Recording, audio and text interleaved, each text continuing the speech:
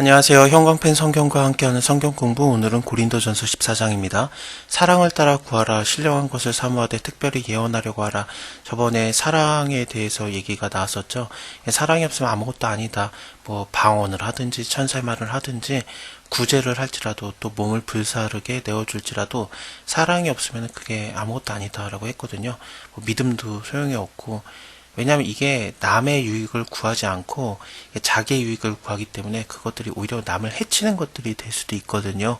그래서 이 모든 것들이 항상 있을 것인데 그중에 제일은 사랑이라, 사랑을 따라 구하지 않으면은 예언하는 것도 남을 정죄하는 거라든지 그런 것들이 될 수 있고, 교회에 덕이 안 되는 뭐 교회의 질서를 무너뜨릴 수도 있고, 구제라는 것도 내가 구제를 한 건 좋은데 구제 받는 사람에 대해서 전혀 신경을 쓰지 않으니까 구제 받는 사람이 이게 막 내가 구제받고 있다라는 것을 만방에 드러나게 되면은 너무너무 창피하고 정말 지옥 같은 느낌이 들지 않겠습니까? 그래서 사랑이 없으면은 구제도 다 소용이 없고 그래요. 믿음도 내가 잘 믿으면 좋은데 내 믿음을 남한테 강요하든지 너는 왜 그렇게 하냐, 믿는 사람이 그렇게 하냐 하면서 남들을 정죄하고 그러면은 사랑이 없는 믿음은 오히려 또 괴롭게 하고 그런 것들이 될 수 있거든요. 그래서 사랑을 따라 구하라, 신령한 것을 사모하되 특별히 예언하려고 하라. 방언을 말하는 자는 사람에게 하지 아니하고 하나님에게 하나니 이는 알아듣는 자가 없고 그 영으로 비밀을 말함이라. 방언이라는 게 그 천사의 말이라고 표현되는 그것을 얘기하는 것 같습니다. 사람의 방언은 그 외국어 방언, 사도행전 2장에서 나왔던 그것을 얘기하는 것 같고, 천사의 말, 알아듣지 못하는 그 말 있잖아요. 사랑이 없으면 울리는 꽹과리와 다름이 없죠. 방언이라는 게 자기를 위해서는 좋지만 남을 위해서는 아무런 유익이 없지 않겠습니까? 그래서 통변이라는 것도 필요하고, 그런데 또 예언하는 능이 있다. 그럼 예언은 어떤 것이냐? 모든 비밀과 모든 지식을 아는 것, 이것이 예언의 능이라고 표현이 되고 있습니다. 그래서 예언을 뭐라고 봐야 되는가? 그 비밀을 아는 것이기 때문에 결국에는 성경 말씀을 잘 풀어내는 거일 수도 있겠지만, 여기서는 그 예언은 그냥 예언인 것 같아요. 정말 미래를 아는 것, 그런 것들을 말하는 것 같습니다. 요즘에는 예언의 은사를 가진 사람들이 굉장히 좀 많지도 않고, 그게 과연 옳은가 안 옳은가 그것도 좀 생각을 많이 해봐야 되겠죠. 왜 그러냐면은 예언 자체가 부분적인 것이기 때문에 그렇습니다. 그래서 방언도 그치게 되고 지식도 패하고 예언도 패하게 되는 것이 부분적으로 아는 것들이기 때문에 그렇거든요. 온전한 것이 올 때에는 이 부분적으로 있던 것들은 다 패해지기 때문에, 어쨌든 예언이라는 것은 혼자 내가 예언을 받았다고 그게 완전한 예언이라고 볼 수는 없고요. 그냥 부분만 아는 예언이에요. 그래서 예언을 하는 사람들은 자기 혼자 예언을 하는 게 아니라 그 예언을 한 자들이 같이 모여가지고 그것을 함께 좀 맞춰볼 필요가 있습니다. 그거에 대해서도 밑에 나오게 될 거고요. 예언하는 자는 사람에게 말하며 덕을 세우고 권면하며 아니하는 것이고, 방언을 말하는 자는 자기의 덕을 세우고 예언하는 자는 교회의 덕을 세운다. 나는 너희가 다 방언 말하기를 원하지만 특별히 예언하기를 원하노라. 이것은 민수기에서 그 이스라엘 사람들이 하나님한테 원망을 했을 때 메추라기를 굉장히 많이 하루에 보내주신 적이 있잖아요. 그것뿐만 아니라 70명에게 하나님의 성령을 부어줬거든요. 그때 여호수아가 모세에게 와가지고 이거 금하소서, 이거 70명에게 성령 임하게 하는 거 그것을 금하소서 막 그러거든요. 모세가 그에게 이르되 네가 나를 위해서 이렇게 시기하느냐, 그러니까 시기한다라는 게 모세를 위해서 모세의 권위가 떨어질까봐 사람들이 받으면 안 된다, 그런 식으로 생각을 했던 것 같아요. 여호수아는. 근데 모세는 이 신이, 하나님께서 주신 신이 모든 백성에게도 주어져가지고 다 선지자가 되기를 원하노라. 이게 신약 시대 아니겠습니까? 그래서 우리에게 성령이 임해가지고 예언하는 것들이 가능해요. 네, 부분적이기 때문에 뭐 나만 옳다라고 절대 말할 수 없고, 또 요즘에는 특히나 예언하는 사람들이 많지 않은 것 같아요. 방언을 말하는 자는 많죠. 방언을 말하는 자가 만일에 교회의 덕을 세우기 위해서 통역을 하지 않으면은 예언하는 자만도 못하다. 그런즉 형제들아, 내가 너에게 나가서 방언을 말하고 계시나 지식이나 예언이나 가르치는 것, 그러니까 알아들을 만한 말들을 하지 않으면 너에게 무슨 유익이 있겠느냐. 못 알아들으면 그게 아무런 소용이 없잖아요. 혹 저나 검은고와 같은 생명 없는 것이 소리를 낼 때, 여기서 저라는 게 피리 같은 거를 얘기합니다. 그 음을 분별해내지 아니하면은 피리를 부는 건지 검은고를 타는 건지 어떻게 알겠느냐. 만일에 나팔이 분명하지 못한 소리를 내면은 누가 전쟁을 예비하리요. 이와 같이 너희도 혀로 알아듣기 쉬운 말을 하지 않으면은 그 말하는 것을 어찌 알겠느냐. 이는 허공에다 말하는 것이라.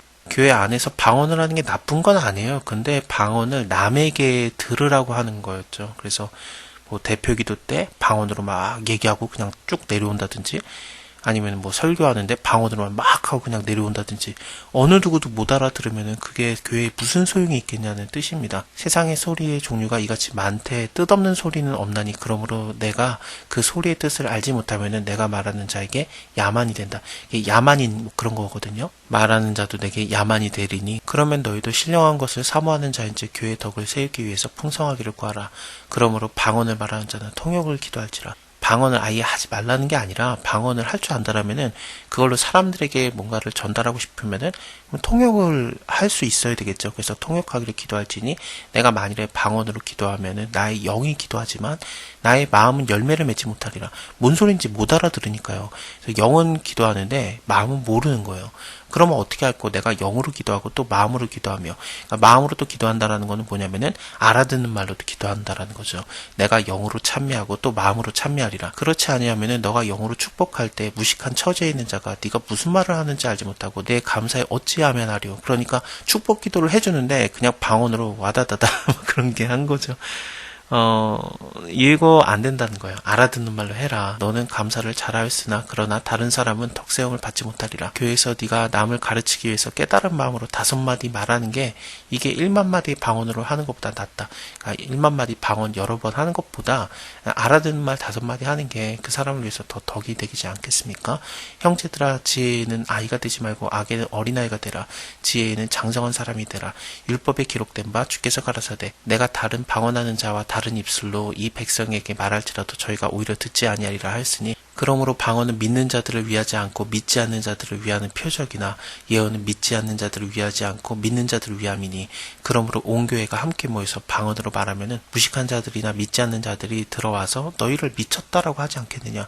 그러나 다 예언을 하면은 믿지 않는 자들이나 무식한 자들이 들어와서 모든 사람에게 책망을 들으며 모든 사람에게 판단을 받고 그래서 알아듣는 말이면 그 내용을 아니까 무식한 자들이 들어오든지 뭐 믿지 않는 자들이 들어와도 그것을 알아듣고 그 마음에 숨은 일들이 드러나게 되므로 엎드려서 하나님께 경배하며 하나님을 참으로 너희 가운데 계시다 전파하리라.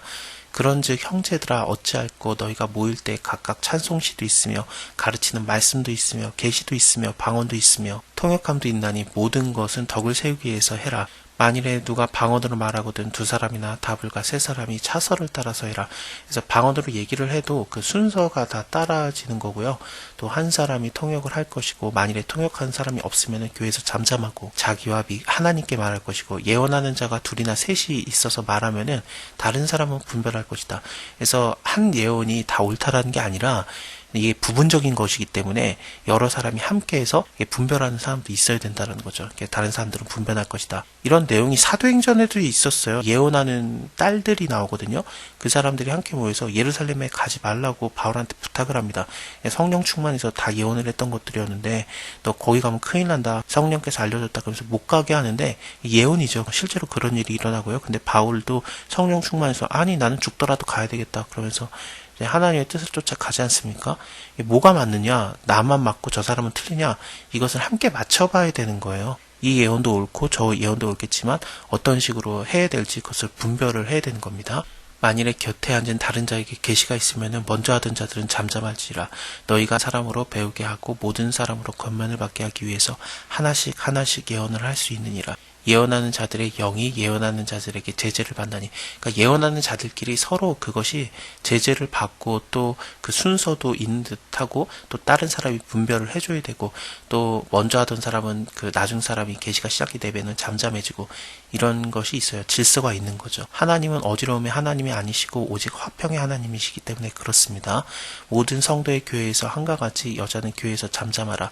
저희의 말하는 것이 허락함이 없나니 갑자기 여자는 교회에서 말도 못하게 하는 것처럼 나오는데 위의 내용과 쭉 연결을 해서 보면은 이 여성 중에 예언하는 그 은사를 받은 자들이 많았던 것 같고 나만 옳다라고 얘기를 했었고 그거에 대해서 뭐 순서라든지 어떤 것도 지키지 않은 상황이었던 것 같아요. 그게 왜 그러냐면 36절 때문에 그게 좀 힌트를 얻어지거든요.